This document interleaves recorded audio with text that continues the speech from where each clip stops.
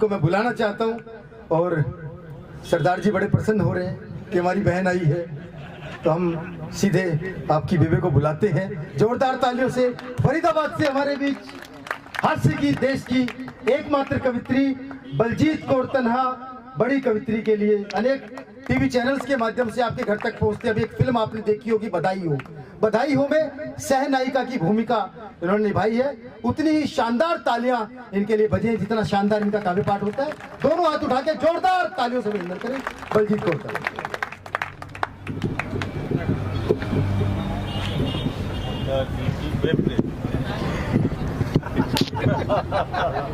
ये लोग तो बहुत पुराना है।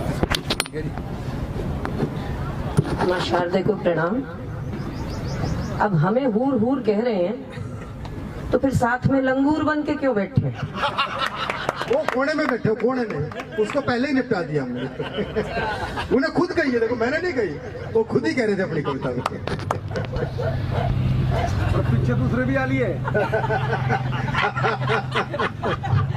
अब यहाँ जब अपनी किस्मत है लंगूर की भी कि उसे हुर मिल रही है।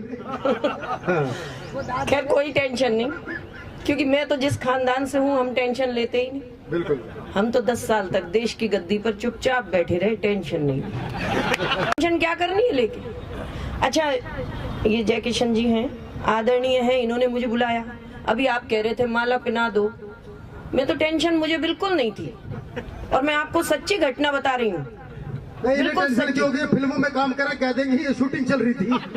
ना ना, एक बढ़िया बात देखो, दो ही चीजें देखनी चाहिए, एक तो बंदे की इनकम और बंदे के दिन कम।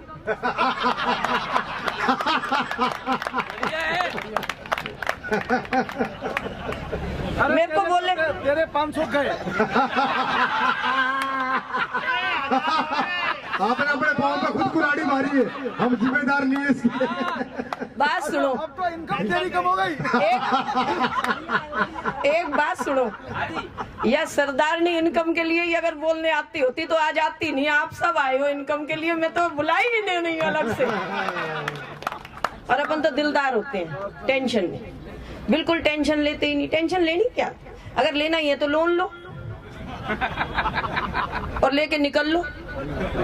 पता नहीं क्यों लोग टेंशन ले रहे, बिल्कुल टेंशन नहीं लेनी। अच्छा, एक और बात सुनो, भले मेरे 500 जाए पर आज सच्चाई सारी सुनो। चाचा जी, अब बुरा नहीं मानो, होली है।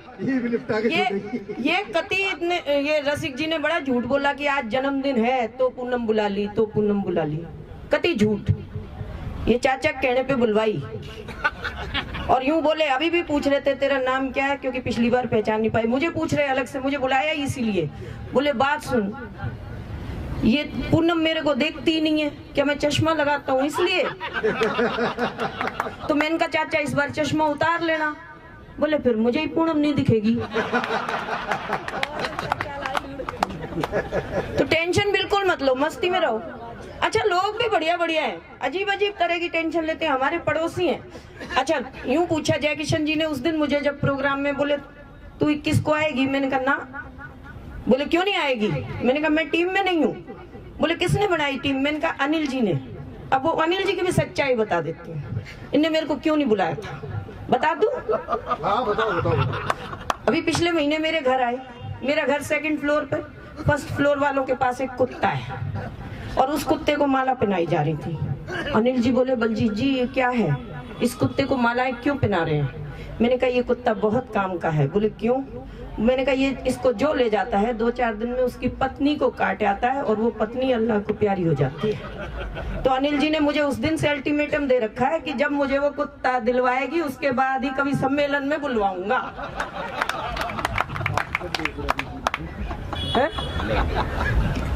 तो देख लो। हाँ, कह रहे नहीं बतानी नहीं थी बात, काहे की टेंशन। अच्छा, ये सुंदर ये अपने आप को अब बताने लग गया, क्या करे, इसने अपनी पत्नी को बड़ा धौंस जमा रहा था। कह रहा तुझे पता है जब मैं स्कूल में था ना तो कृष्ण जी जब जन्माष्टमी आती थी तो मैं ही कृष्ण बढ़िया करता था। बोले पत्नी पे धाक जम जाएगी। अब पत्नी तो जाट की पत्नी, वो बोली हाँ मन ने पता है सारे छोरे गोरे रहे होंगे, कलूटा तू ही था तो कृष्ण ही बने ने। तो इसलिए आप टेंशन मत लो, मस्ती में रहो। अच्छा देखो एक बात, आप सब इतने बड़े बड़े नारे लगा रहे हो और अभी क्या बोला, सुंदर भाई ने एक बड़ी अच्छी बात कही कि पता नहीं सुबह कौन सा दिन आए और कहे मित्रों नक्शा नहीं है पाकिस्तान का। मैं कह रही हूँ ये गलत काम क्यों किया? जब इतनी पावर थी तो एक दिन सुबह आ जाते और कह देते मित्रों जरूरत नहीं है चुनाव की, मैं ही आ गया हूँ। क्या टेंशन थी? बिना बात के चुनाव के पैसे खर्च करा रहे, पैसे खर्च कराने की जरूरत ही नहीं। अच्छा देखो, मैंने तो टेंशन नहीं ली, जब सबने टेंशन ली थी, जब नोट बदले गए थे सबने टेंशन ली थी ना, सब टेंशन में टीवी के आगे। मेरे पति भी सरदार जी टीवी के आगे बैठ जाते थे। मैंने कहा आप क्या ढूंढ रहे हो? बोले मैं उस दिन का इंतजार कर रहा हूँ जब मोदी जी आए और बोले कहें मेरे प्यारे देशवासियों, ये जो आपके पास आपकी पत्नी है ये 31 मार्च तक ही मान्य रहेगी। अब सारे असली है, देखो सबको यही चाहिए, पर मैंने टेंशन नहीं ली। कारण जो पति 500 रुपए का नोट बदलवाने बैंक की लाइन में नहीं लगा, वो 55 किलो की पत्नी बदलवाने बैंक की लाइन में क्यों जाएगा? और दूसरी बात, अब इस बात पर आप सब ताली बजाएंगे, अगर हमारे देश में पत्नी बदलने की नौबत आ गई तो कोई बैंक तक नहीं जाएगा, सब अड़ोस पड़ोस में ही बदल लेंगे, सबकी निगाह वहीं रहती है ना? यही बात है बिल्कुल। अच्छा, हंसने के लिए कहाँ कहाँ देखिए बात मिल जाती है। अभी 4 दिन पहले जब मैं घर गई तो मैंने देखा कि पड़ोसी की पत्नी गुजर गई और पति घर पे ही बैठे थे मुंह लटका के। मैंने कहा सुनो पति देव, घर पर ही बैठे हो मुंह लटकाए, पड़ोसी की पत्नी गुजर गई, क्यों नहीं अफसोस कराए? बोले तू ही बता किस मुंह से जाऊं, अगले की दूसरी मर गई, मैं एक बार भी नहीं बुलाऊं? तालियां बजा लो, क्योंकि तालियां बजाने से बाबा रामदेव भी कहते हैं कि स्वास्थ्य ठीक रहता है। लेकिन बाबाओं की सारी बात भी ना मानना। एक ऐसे बाबा भी हैं, हरी चटनी खाओ, समोसा खाओ। एक हरियाणा वाले हमारे पड़ोसी हैं, अब मैं पड़ोसियों का ही गुणगान कर देती हूँ। तो हमारे पड़ोसी हैं, उनके 20 साल हो गए, दुकान नहीं चल रही थी, तो वो ऐसे ही एक बाबा के पास चले गए। अब बाबा भी ऐसे ही थे अपने, अब बाबा ही बन के देख लो बात सुन के। अरे ऐसे भी तो बाबा जो गुफा में ले जाते हैं बंदी। जय किशन जी ऐसे बाबा ना है, वे बढ़िया हैं। इनकी थोड़ी कह रहा हूँ मैं। हाँ। लेकिन है ना, चलिए मैं बता रही थी आपको कि हमारे पड़ोसी हैं तो बहुत सज्जन है। गए बाबा के पास, जाके बोले बाबा 20 साल हो गए मेरी शादी को, अब तो पत्नी कहना नहीं मान रही, दुकान मेरी बंद हो रही है, बच्चे बिगड़ रहे हैं, क्या करूं? अब बाबा ने आंख बंद की और कहा तूने कभी अपने पत्नी के खाने की तारीफ की? हरियाणा वाला हमारा पड़ोसी बोला पत्नी रोज बनावे रोज खावे, क्यों तारीफ करूं? बोले कृपा वहीं रुकी हुई है। अब हमारे पड़ोसी घर आए, घर आते ही उन्होंने, बाबा की बात याद थी, उन्होंने पत्नी को आवाज लगाई, बोले भगवान भूख लग रही, जल्दी से खाना दे दे। अब क्या हुआ, जल्दी से खाना लगाया, मेथी के पराठे रख दिया आगे, एक निवाला मुंह में डाला और बाबा की बात याद आ गई। बोले आहा हा क्या स्वाद पराठे बन रहे हैं, जी कर रहे बनाने वाली का हाथ चूम लूं। पत्नी बोली, फिर बोलियो। बोले क्या स्वाद पराठे बने, जी कर रहे बनाने वाली का हाथ चूम लूं। पत्नी अंदर गई, रसोई में बेलन ठालाई, 2 धर दिए। बोले तन्ने 20 साल तो मैं खिला रही, स्वाद नहीं आया, आज बलजीत पराठे देगी, तन्ने स्वाद आ गया।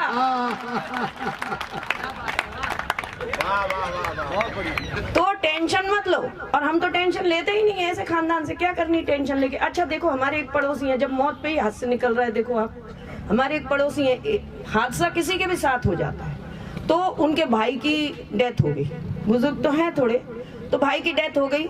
उसके बाद उन्होंने 7 दिन छुट्टी करी, फिर अपने काम पर गए। फिर उनकी बहन की डेथ हो गई 2-3 महीने बाद ही, फिर उन्होंने 7 दिन छुट्टी करी, फिर काम पर चले गए, भी बहन की डेथ हो गई थी। कुछ समय ऐसे हुआ कि उनकी बूढ़ी माँ की भी डेथ हुई, तो बूढ़ी माँ की भी डेथ हुई, 7 दिन फिर छुट्टी करी, फिर काम पर चले गए। लेकिन अभी 1 महीना हो गया, उनकी पत्नी की डेथ हो गई और काम पर नहीं जा रहे। तो राजेश चेतन जी गए, बोले क्या हुआ? देखो अब ठीक है हादसा है, पर आप काम पे क्यों नहीं जा रहे हो? तो उनका जवाब सुनना। वो बोले देखो, जब मेरे भाई की डेथ हुई सारे आ गए थे पड़ोसी, भाई चिंता न करिए मैं थारा भाई। जब बहन की डेथ हुई सारे मोहल्ले की औरतें आ गई थी, भाई चिंता न करिए मैं तेरी बहन। माँ गुजरी, सारे मोहल्ले की बुढ़ियां आ गई, चिंता न करिए मैं तेरी माँ। बोले अब जब से पत्नी गुजर गई एक भी ना आई। पता ही नहीं है लोग कैसी कैसी टेंशन ले लेते हैं। और टेंशन लेनी क्यों चाहिए? बिल्कुल नहीं लेनी चाहिए टेंशन, तो बिल्कुल लीजिए ही मत। अब देखिए ना, हमारे यहाँ टेंशन भी अजीब है हिंदुस्तान में। अगर अमेरिका में लाइट चली जाती है तो लोग पावर हाउस को फोन करते हैं, और जर्मनी में लाइट चली जाए तो लोग इलेक्ट्रिशियन को फोन करते हैं, और हमारे हिंदुस्तान में लाइट चली जाती है तो मेरे पति अपने बेटे को आवाज लगाते हैं, बोले काके देखी साड़ी गई कि पड़ोसी दी भी गई। क्योंकि उनको अपनी लाइट की टेंशन नहीं है, पड़ोसी दी गई है तो चुप करके बह जाओ। अच्छा, अमेरिका में कोई बीमार हो जाए तो उसे लोग एक कार्ड भेजेंगे कि आप जल्दी से स्वास्थ्य लाभ हो। जर्मनी में कोई बीमार हो जाए तो लोग फूल भेज देते हैं फॉर स्पीड रिकवरी। और हमारे हिंदुस्तान में कोई बीमार हो जाए, रसिक जी गए, बीमार हो गया था कोई, उन्होंने बीमारी बताई, रसिक जी बोले ओ हमारा आदर्श नगर वाला चाचा भी इसी बीमारी से मरिया था। हमारे तो हिंदुस्तान में अजीब अजीब तरह की टेंशन है।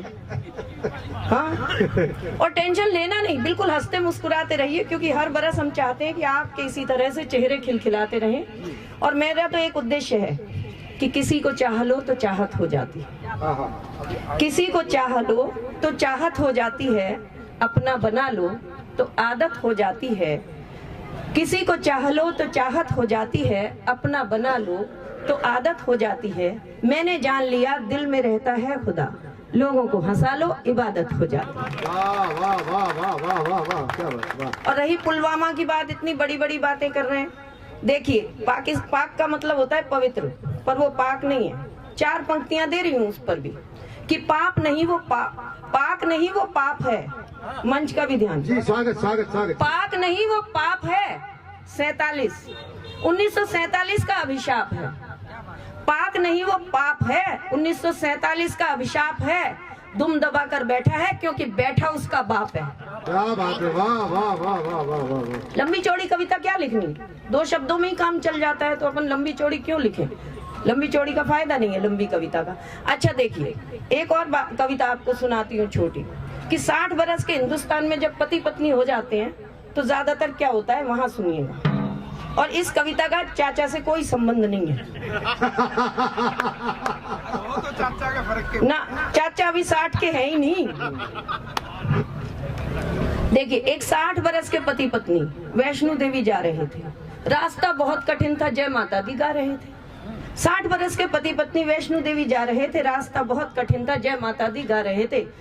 तभी राह में माता रानी प्रसन्न हो गई और दोनों के समक्ष प्रकट हो गई। दोनों को खुशी हुई जबरदस्त, दोनों को खुशी हुई जबरदस्त। माता ने एक वरदान मांगने को कहा तो पति ने पत्नी आगे करके कह दिया लेडीज फर्स्ट।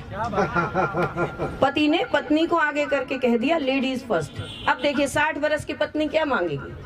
पत्नी ने अपनी आंखें भिगोली, हाथ जोड़कर बोली, हे माँ तेरी कृपा से सारी खुशियां पा चुकी हूँ और अपनी सारी जिम्मेदारियां निपटा चुकी हूँ। अब मैं यही वरदान पाना चाहती हूँ कि मैं अपने पति के साथ वर्ल्ड टूर जाना चाहती हूँ। माता रानी ने तथास्तु के नजर घुमाई और पति से कहा, मांग पुत्र अब तेरी बारी आई। अब 60 बरस का हिंदुस्तानी और वो भी हरियाणा का बंदा, वो बोला, हे माँ वर्ल्ड टूर पर तो जरूर जाना चाहूंगा, पर साथ में अपने से 30 बरस छोटी ले जाना चाहूंगा। पर माता रानी ने अब चक्र चलाया और तत्काल पति को 90 बरस का बढ़ाया। माता रानी बोली, हे पुरुष विचार तो तेरा बड़ा चंगा था, पर मैं अभी महिला हूँ, तूने महिला से ले लिया पंगा था। और मैंने अपने पति को कहा, मैंने कहा सुनिए जी, जब मैं सारा साल कवि सम्मेलन में जाती हूँ तब मुस्कुरा कर भिजवाते हो, और होली वाले दिन जब जाती हूँ तो मनहूस सूरत क्यों बनाते हो? जब मैं सारा साल कवि सम्मेलन में जाती हूँ तो मुस्कुरा के भिजवाते हो, होली वाले दिन मनहूस शक्ल क्यों बनाते हो? बोले, उस दिन मैं इन दोनों बच्चों से परेशान हो जाता हूँ, मोहल्ले के 10 नहलाने पड़ते हैं, तब इन 2 को पहचान के ढूंढ के लाता हूँ। अच्छा, मैं परेशान हो गई। मैंने कहा, मैं परेशान हो गई तुमसे, काश मैं किसी राक्षस से जाती ब्याही। देखो, गुस्से में तो कुछ भी कह देता है ना, औरतें कहती हैं। मैंने कहा परेशान हो गई तुमसे, काश मैं किसी राक्षस के साथ जाती ब्याही। बोले हो ही नहीं सकता था, राक्षस तो होता है चुड़ैल का भाई। तो इसलिए टेंशन नहीं लेना। अच्छा एक और बात, होली का ही दिन है जब वो 2 पंक्तियां मैंने कही कि होली के दिन मेरे चेहरे पर लाल पीला नीला रंग पुता देखकर मेरे पति की खुशी बहुत बढ़ जाती है। होली के दिन मेरे चेहरे पर लाल पीला नीला रंग पुता देखकर मेरे पति की खुशी बहुत बढ़ जाती है। बड़े खुश होकर कहते हैं एक ही दिन है जब निकम्मी चुड़ैल असली रूप में नजर आती है। क्या बात, वाह वाह वाह वाह वाह वाह। अच्छा चुनाव के दिन आ रहे हैं और चुनाव के दिन पे छोटी सी कविता सुनाती हूँ, समय ज्यादा नहीं, और कविता आप सबको सौंप के स्थान लूंगी। चुनाव के दिन है और बारीक बात, और आदर्श नगर के सारे मैं जानती हूँ बुद्धिजीवी श्रोता हैं आप और बारीक बात समझते हैं कि मैंने कहा सुनिए पतिदेव, क्योंकि हमारे यहाँ जब चुनाव होते हैं तो 40% लोग 40% लोग वोट डालने जाते ही नहीं, छुट्टी मना लेते हैं। बिल्कुल ठीक है। उन्हीं 40% में एक मेरे पति हैं। तो क्या हुआ कि मैंने कहा सुनिए पतिदेव, छुट्टी का दिन यूं न गवाइए और जाकर किसी एक को वोट दे आइए। अब बारीक बात कह रही हूँ, समझ लेना, और समझ आ जाए तो ताली बजाना, नहीं तो मैं समझूंगी समझा ही नहीं। मेरे पति को मैंने कहा कि उठिए पतिदेव, छुट्टी का दिन यूं न गवाइए, जाकर किसी एक को वोट दे आइए। वो मेरी ओर देखकर बोले वोट डालने नहीं जाऊंगा, मेरा चुनाव गलत हो जाता है, देश को बचाऊंगा। वो मेरी ओर देखकर बोले वोट डालने नहीं जाऊंगा, मेरा चुनाव गलत हो जाता है, देश को बचाऊंगा। मैंने कहा सुनिए पप्पू मत बन जाइए, जाकर किसी समझदार को वोट दे आइए। बोले तेरे जैसे मूर्ख ही ऐसी बात करते हैं, समझदार तो अब देश में चुनाव ही नहीं लड़ते हैं। वाह वाह वाह वाह वाह वाह। मैंने कहा सुनिए पतिदेव, अंतिम पंक्तियां दे रही हूँ। मैंने कहा सुनिए पतिदेव, ये नेताओं को बस सफेद कपड़े ही क्यों भाते हैं? बोले इतना भी नहीं जानती, उनके लिए जनता यानी हम वोट लेने के बाद मर्ज हो जाते हैं। बोले उनके लिए वोट लेने के बाद जनता यानी हम मर्ज हो जाते हैं। खैर हंसते रहिए, मुस्कुराते रहिए, खिलखिलाते रहिए, यही शुभकामनाएं। बहुत बहुत